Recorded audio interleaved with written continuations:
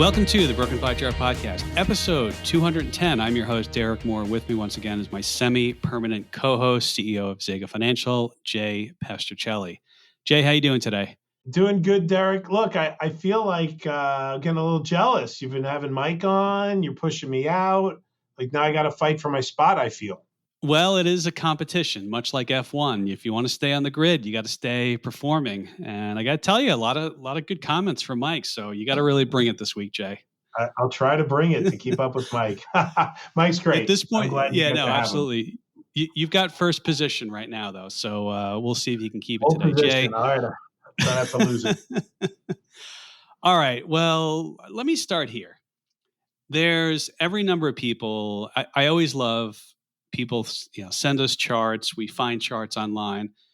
And lately somebody said, hey, this bear market, and they're saying the bear market started in 2021. Well, and it didn't start, but they're tracking like the market from 2021 to now and from 1999 to 2001. And the audience can't see this, but they've made this relationship where they say, these two markets are tracking really similar. And the inference, I think, is that the bear market still has more room to go on the downside. So I don't know. I mean, yeah, if the market's going to continue to be a bear market, you'd expect it like in 01 and 02 to be drawn out and go down further. I don't know, Jay. I mean, all right, is this a chart crime? I hate it. This is why don't I do it? I won't hold back on this one. So look, like I feel like, you could lay over any, bear market over what we just went through. And if the point that they're trying to make is, hey, there are a lot of rallies in the middle of a bear market, fine. I agree with that. But the similarities between these lines to me is not there. I would almost say, like, if you wanted to line up that June, July bottom and the October, September bottom with this, the other one from 2000 to 2001, then fine, that would tell me that the bottom is in already. But this one it's just, I think we could have laid anything over. I don't know why they picked this time frame. Chart crime, making it feel the way you want it to feel. That's what's happened here. So who is this by? The Daily Shot? Is that who posted it? Well, that's who tweets it out. This is BC symbol for standard deviation research. So all right. Well, maybe they should be shot. Yeah. That's how I feel. Shoot this chart. Okay.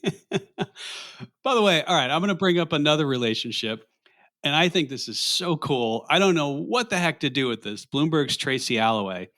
She's been putting this out for a while. She's a co-host of the Odd Lots podcast, which is a really interesting podcast on Bloomberg.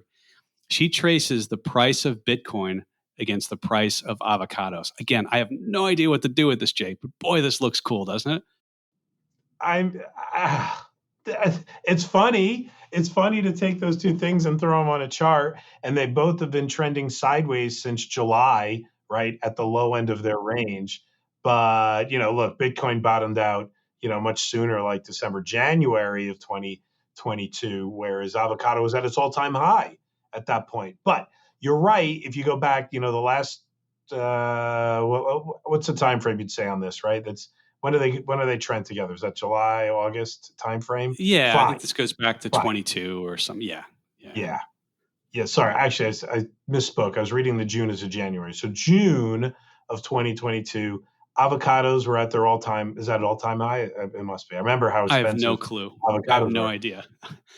Jay, I follow a lot of markets. I do not follow the Haas avocado market, Jay. I am inept at that one. You guys out on the West Coast and your avocado toast, and here in Florida too. Yeah, what are you gonna do? You got to track avocados. I don't know what to tell you about this one. This is brilliant.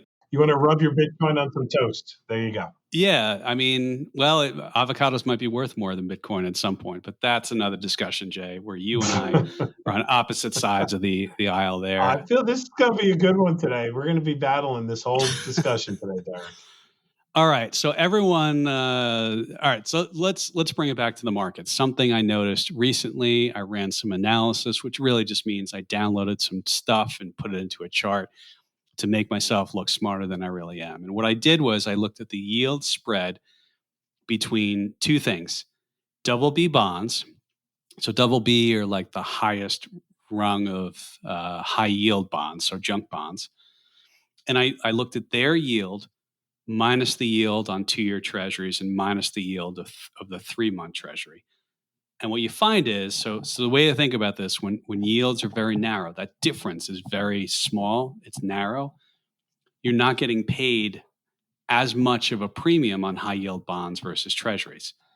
And what I found was that looking at the double Bs over 2 years, it's the lowest it's been since probably 19. But then you go back to 2007, and double Bs over 3-month treasuries, which, let's be honest, that's a 3-month, that's the risk-free rate. You're only getting like 200 basis points above the risk-free rate. So it's like, okay, I'll hold high yield bonds, or I could hold a risk-free asset. And I don't know, Jay. I mean, this is one of those things where you look at this and you say, okay, well, high yield bonds have to come down in price, and yields have to rise, which would increase the yield spread. I don't know. Maybe there's some weakness ahead in high yield. I don't know. What do you think? Why has it got to be that way? Like there's two ways that this math works, Derek. Right? So you're right.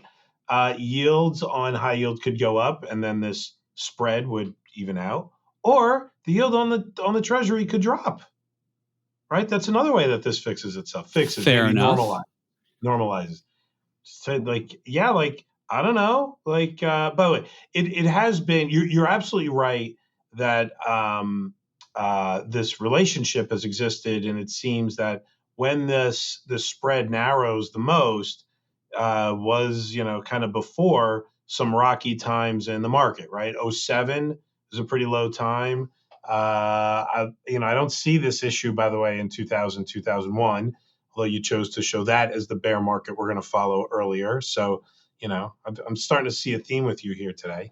The '07 was a time where it was low. You're right. 2019 was a time that it was low, right? So that was kind of right before, the pandemic. So does that matter? Yeah, maybe. But there wasn't anything around the 18 time when the market sold off. And look, this whole year, when you take a look at this, I remember lots of dialogue that we've had around the spread between high yield and treasuries at the beginning of 2021. Sorry, beginning of 22, and the first quarter of 22. Yeah, there's a lot of discussion around that, and yet, where's the trouble in the high yield market? Is there any? Like, tell me where that is. Well, I've mentioned in the past. I mean, we went last couple of months. I think towards the end of the year, there were no defaults in the high yield space, as far as I could tell. And the next thing I would tell you is that I was looking at another chart from J.P. Morgan, and they looked at the interest expense for, let's say, U.S. companies as a percent of their operating cash flow. So, in other words, like, what's their cash flow, and then what's their interest? And what you find is, I think if I'm reading this chart right, and it's about 10%. In 1990, it was 35%. And I think what that shows, Jay, is that number one is companies locked in low rates. They locked it in before rates went up. And I know just from following the average of when high yield debt matures, they call it the wall of debt maturity, or debt maturity wall, or something like that. It's a wall, and it's debt and it matures. But I don't think a lot of the debt, There's a wall yeah, it somewhere. doesn't. Yeah, but most of the debt doesn't mature that's outstanding until 24, 25, 26. So yeah, I mean, spreads are narrow. And by the way, when we use spreads, it's yield to maturity. It's not the coupon. So, but yeah, I mean, I think you're right. I mean, companies, their interest expense is pretty low right now relative to their cash flows. And yeah, I mean, this seems like good news, right? But yeah, I mean, I definitely think from the payments, it's good news, right? That companies were smart, right? They have a lower debt rate now than they had, in the past, because rates were really low. I think that made a ton of sense. And and not to go back to this point, but on the spread, look, there's real math behind this, right? I get it. I get what it indicates, and I get why that's such a concern. I just, it doesn't seem to be cracking that market just yet. I mean, and it can last for a little while, right? Like, I'm looking, I know it's hard for anybody to see this, but this level where we were, if you just take the 2 year difference, right? It lasted from, all of 2018, all of 2019, right? It lasted for years. It doesn't mean anything is imminent. That's right. I mean, what's the old saying? Markets can stay irrational longer than you can stay solvent. And that doesn't necessarily apply here. But yeah, I mean, things go where they go. And sure, we have these relationships, but I agree with you. I mean, we're not seeing a lot of problems in the high yield market right now. And I think, kudos to them for locking in low rates.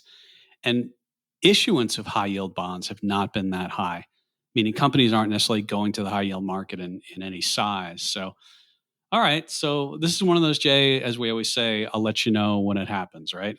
Yeah, it matters when it matters. It matters when it matters. Well, also, hats off to, I guess we could say, homeowners. This is a Goldman Sachs chart that we're looking at, and this is distribution of outstanding 30-year conventional mortgage borrower rates. That's a fancy way from saying, if you look at a chart and you look at all the mortgages that are outstanding, where do people borrow at? And most people, I'm just going to eyeball this, most people are below 4% in their mortgage rate. And I don't know. I think it's great. Doesn't this say though that even if home prices go down, even if mortgage rates are, let's say, even if mortgage rates are higher, most people aren't going to have a problem with those because they're already locked in. I don't know what it says to people being able to move, but I mean, this seems like from a personal finance standpoint, this is good news, right? Yeah, I think it is good. I, could think of a few personal stories of people that, bought a home in 2020, 2021 and got really low rates. Funny story. I know someone that was 78 years old, got a 30-year loan at 2 3/4. I don't know how he got that loan, but he did. And he listens, so he knows who I'm talking about. But but look, that's great from a perspective that household cash flow gets the benefit of lower rates. I think it's going to end up being a little bit of a problem where people are kind of stuck in that rate, though, whereas you won't get as much turnover in homes because now you want to get a new rate or take an equity loan, because I think it's probably fair to say a lot of folks have equity in their homes. Now that HELOC or moving to a different house, a different home, you're not going to be as likely to do it. So you're almost like you're stuck because it's too good and you don't want to get out of it, right? Like I wonder if that ends up having kind of an adverse effect on the real estate market. I mean, I shouldn't say I wonder. It will. Higher rates always do. But from a personal perspective, that when people think about the cash flow within their household, I think that they're going to want to keep that low rate for a while. And I'm not sure how much, well, I'm not sure how long it'll take to get back down to those rates that we saw. But it's pretty. It's great for current households. I think it makes it tough for the moves. It is good for current households. And another, I mean, this is one of those things. I have no idea where the real estate market's going to go. It's not a market I'm an expert in. In fact, Jay, we always say we buy and hedge Which in equity market are markets, you an even expert though, in, Derek? yeah, I mean, we don't try and time markets. So that's why we buy and No. hedge. If anyone wants to know how we do that, derek.moore@zegafinancial.com, derk.moore at T as in zebra, E as in Eddie, G as in George, A as in Apple, financials up to you to spell correctly.com.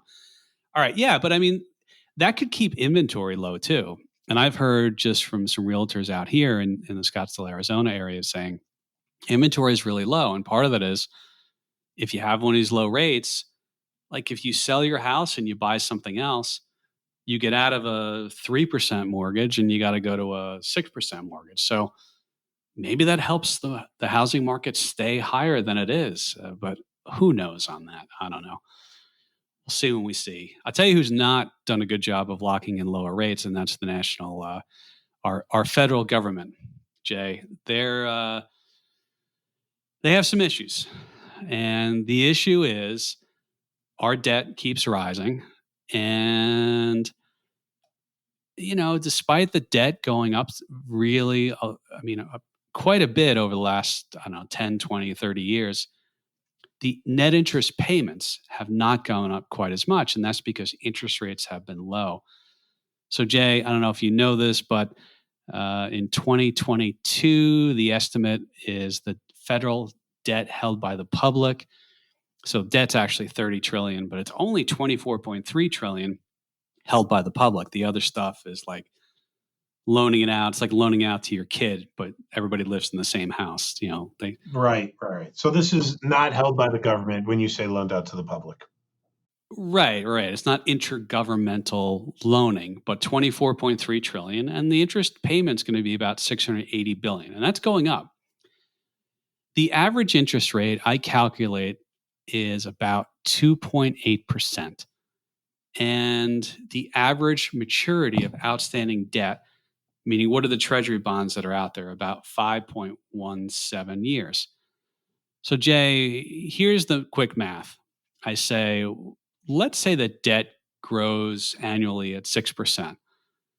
And I think that's actually light looking at the last 10 or 20 years. And let's say that the average annual interest rate, the interest rate average on all the borrowing, when the government borrows, they issue treasury bonds. It goes to 5%. Jay, we'd go from 680 billion in interest to like 1.2, 1.3 trillion in interest really quick in the next year or two. That would be kind of difficult for the government. And to put this in perspective, Jay, the CBO, which is the Congressional Budget Office, says that net interest payments are going to be 640 billion. By the way, I don't know how they said that because I just gave you a different number for 22, but it's their number, it's not mine. And that makes up 10% of the federal budget, which is 6.2 trillion. Of course, that also assumes we borrow only 1.4 trillion next year. So, Jay, to me, this is a big deal. I don't know when it's going to be a big deal, but what do you think? I mean, this is a problem, right? So I never like this discussion because of a couple of the assumptions that we make. But the general comment or the general issue of, hey, as rates go higher, the government will have to pay more and it will become a bigger portion of the budget. Yep, I understand. I agree with that. It was actually one of the arguments you and I have made in the past as to why, there might be a little bit of a tamper on the amounts that rates go up. But look, I can appreciate your math on this. I think you made some assumptions that all debt is immediately changing from 2.5% today on average to 5%. It's not the case. This is only on new debt that gets issued. I think people don't always realize that when you raise the rates, it doesn't change the coupon of the existing bonds, right? Of that 24 trillion outstanding debt, that rate is what it is. It doesn't change because the Federal Reserve changed. Those are not floating rates. Those coupons are stagnant. But we will have to turn over those bonds over time. And so we get it. And so if rates stay higher and, for the next, well, I think some of this data better than I do on how long until we have to turn over, most of our debt. It's not all next week, though, right? It's going to take some time before the new debt that we issue comes in and has a coupon at these higher rates. Am I correct about that? Yeah, no, that's right. And to throw some numbers on this, about 16, 17% of the total debt outstanding is 1 year or less. And so that's obviously going to turn over. But the average interest rate on that stuff is about 4.24% already. In the notes, which is 2 to 10 years of maturity, the average interest rate on that paper, those bonds, is only 1.7%. And that makes out about 57% of the debt. So, let's say we turn over roughly 20, maybe 25% a year. If rates stayed high in about 4 years, you'd get up to this higher rate. There's some technicalities, of course, and that really the markets need short-term bonds out there because money market funds buy those up. So, yeah, I agree with you that there's some easy things I can do to manipulate these numbers to make it look really scary. What I won't do though is drop my estimates of how politicians will keep spending other people's money at an increasing rate. That is never going to stop. So I don't push back on that one. I have not pushed no, I won't push back on that. But the effective rate that we have to that the government will have to pay on that debt, I think, is a little more of a variable discussion. And I think the reason why you want to bring this up is a it's a problem, right? Spending is clearly an issue that will become more of a hot topic over the next coming weeks, right, with the debt ceiling discussion. But I think you'd also make the argument that people managing budgets would prefer to have to pay out less, meaning lower rates, to help ease a little bit of this burden. Am I correct on that? Would you agree? you mean politicians are going to put pressure on the Fed to keep rates low? I'm shocked. Well, I think somebody will. No, I mean, I think the Fed knows these numbers. No, I agree. And there's a history of there's some books out there. If I can remember them, I'll put them in the show notes. But of Lyndon Johnson and different presidents getting into shouting matches with the heads of Federal Reserve banks. So yeah, I mean, I think there's definitely going to be some pressure to keep rates low, no doubt about it. And look, I mean, if we get a recession, you would think, rates, the Fed would. What's the first thing they do? They lower rates. So we'll see on this. But I do think it's the point is that your net interest payments as a percent of the federal budget start to get increasingly large, and you have to pay Social Security, you have to pay Medicare. I don't know. By the way, here's a question I'll ask you, Jay. And I got this one from the Words and Numbers podcast. It's an economic podcast. They're really, really good, by the way. I'll put a link to it. But they threw out a stat and said, if I told you, all right, first of all, I'll ask the question. Over the last 2 years, so from the end of, let's say, Q3 in 20 to Q3 of 22, so that's 2 years, how much have tax revenues collected by the U.S. Treasury gone up in that period? Well, let's see. So if I had to guess, and I would use things like appreciation of the market and GDP and incomes and all that other kind of stuff, I'd probably be in like maybe the 20% camp, maybe. Okay, over that period, and I was shocked when I heard this. They've gone up 52%, 2.1 trillion to 3.2 trillion. They've increased tax revenue. And they still are running deficits. Like, really? Imagine if your income went up by 52% and you had some debt. You'd think, oh, of course you don't need to borrow as much. But no, leave it to the federal government to borrow more and more money. What a mess. Yeah. Well, that is a mess. Well, I think there's probably a lot of people that would agree we're spending, would make the case the government is spending too much. All right. Well, we triangulate back to that. We'll leave that discussion for another time. Maybe some other podcast can do a deep dive into that, and they will, like Words and Numbers does. I'll put a link to that. But Jay, I think the point is that there is pressure to keep rates down because of this. And I tell you what, speaking of rates, though, one of the other things, and so I love the John Hussman stuff, and he puts out these really long pieces with a lot of graphs and stuff like that. And preparing for the podcast, I created a great regression. So I did a regression study, XY axis.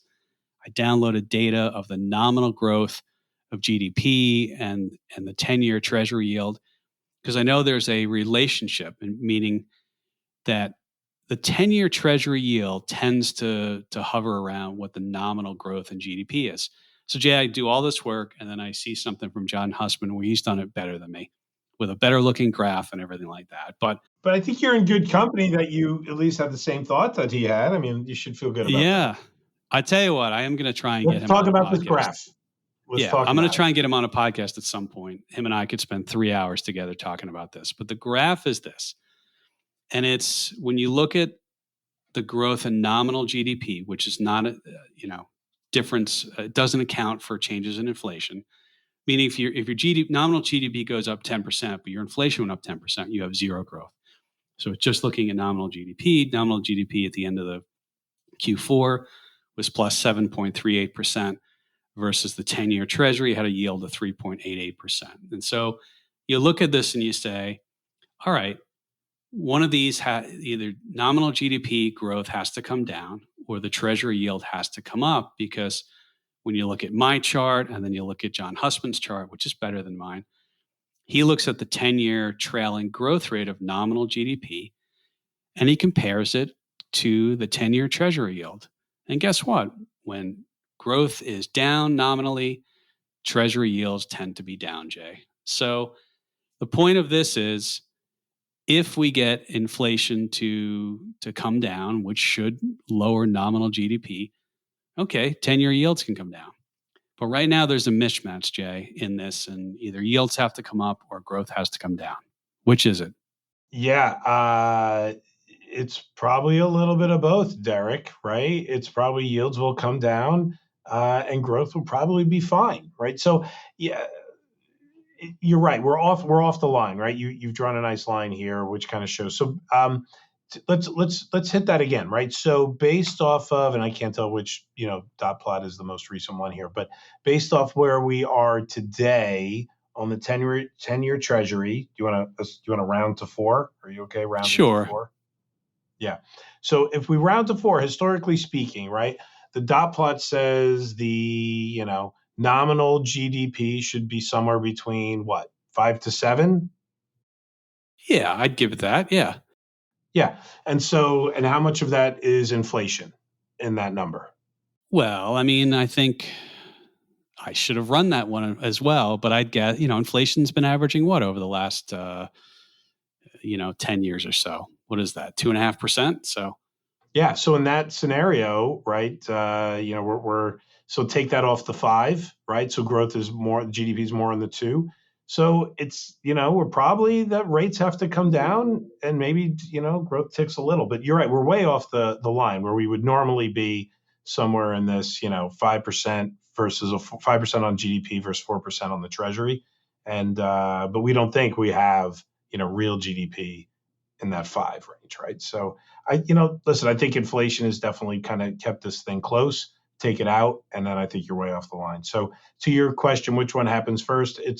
What resolves this and brings us back to the average? To me, it's probably more of the yields eventually coming down. yeah, I would agree with that. I think yields should come down. And I mean, look, if you think that growth is going to be good, then the 10-year should go up. And that would be good for the markets. You want growth. You want growth in the economy. Yeah, I mean, like not everybody these days, right? Higher yields and the market's getting scared. But you if you have a strong economy, higher yields are a good thing. It's actually expected, right? It's actually more normal. Yeah, especially 10, 20, 30 years. I mean, that's why we're inverted right now, because the market doesn't believe that we're going to have growth. And so the growth that the market believes is contained in the treasury, which is right around 4%, when 5% are the real short-term treasury yields.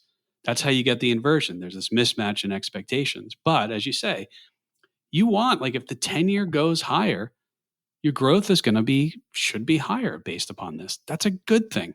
So let's have some nominal growth, and I'm fine with the back end of the curve going higher. In fact, it would help investors too. Why not, right? Yep, let's do it. Let's have that.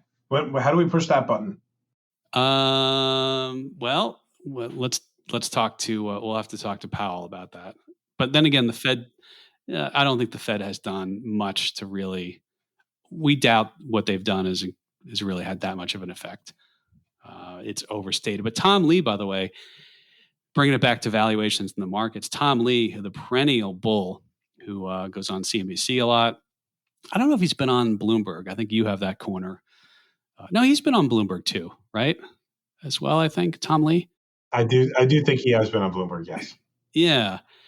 Yep. So he makes the point. He thinks what the market's going up 4,800 by the end of the year. I think that's his target, Jay, from memory, right? That's his number. That's the number he's sticking with so far. All right. I may have to throw a small flag for this chart, but what he did was he came out with something that said X FANG, and for FANG plus, he calls it. That's Meta, Amazon, Netflix, Google, NVIDIA, Apple, Microsoft, Tesla. that based upon the 2024 earnings per share projection, ex FANG, the market's at only 14.8 times forward 2024 earnings, not 2023, but 24.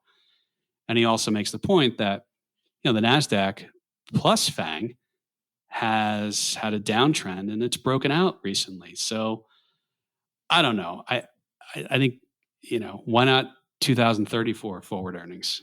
So I got to call a little bit of a chart crime here. But Tom Lee is saying, yeah, that the market's getting valued on, the end of 19 months, 20 months in the future. Probably a little bit of a stretch, but that's okay. Markets, perennial bulls know that markets lead and markets are generally up. So I get why he thinks that, getting through the nuttiness of, what the Fed has done last year and what it'll probably continue to do this year artificially, jacking up rates, right, and raising rates to slow down growth. I could see why he would go out a little farther. I agree with you though, Derek. That's you got a long time to be wrong between now and 2024, Tom. All right, so this is it's not really a chart. It's more like a graph, more like a table. Maybe it's a table crime. Can we call it a table crime? Yeah, it's a two-legged table. A two-legged. All right, Jay. Unless it's perfect, it's falling over. Go ahead. I know. All right. So here's the thing. You and I have been giving out some recommendations. I think I have to unrecommend something. I'm sorry to do it. Oh. The show Shrinker on Apple TV Plus. I think I'm pulling my rec on that. Is it shrinking? Whatever it's. Yeah. See, I've stopped watching it, and that's my point. Sounds like you've changed it from shrinking and stinker and made it into shrinker. I liked it at the beginning. It just, I think it jumped the shark a little bit as I keep watching the episodes. I don't know where it's going. And yeah, it's not a recommendation anymore. I'm taking you off my conviction list. It's underweight now. It's off the list. All right. Did you finish it? Do you still like it? I haven't gone past 2 episodes, so maybe I'm with you on that. I do think we'll finish watching it, but no, I haven't finished it yet. All right. Any recommendations this week, Jay?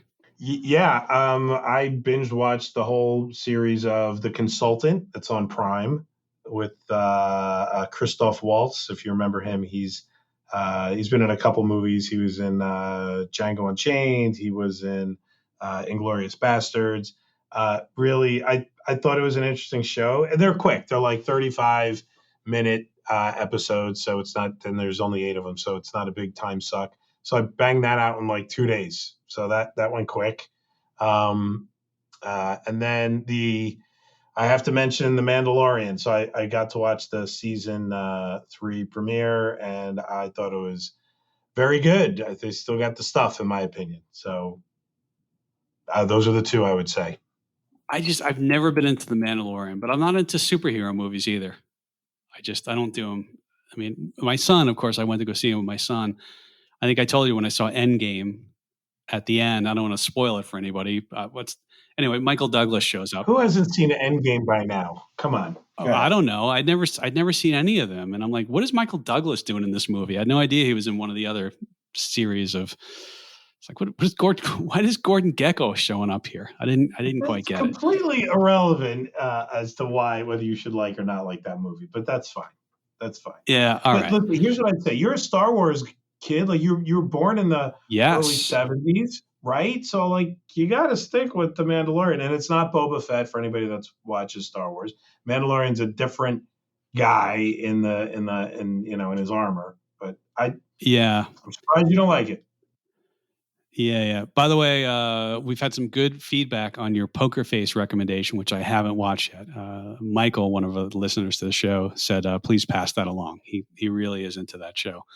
So somebody is, we made some good recommendations, but I don't know if I have, by the way, I gave a pre-recommendation last week with Mike where I said Succession's coming back the 26th.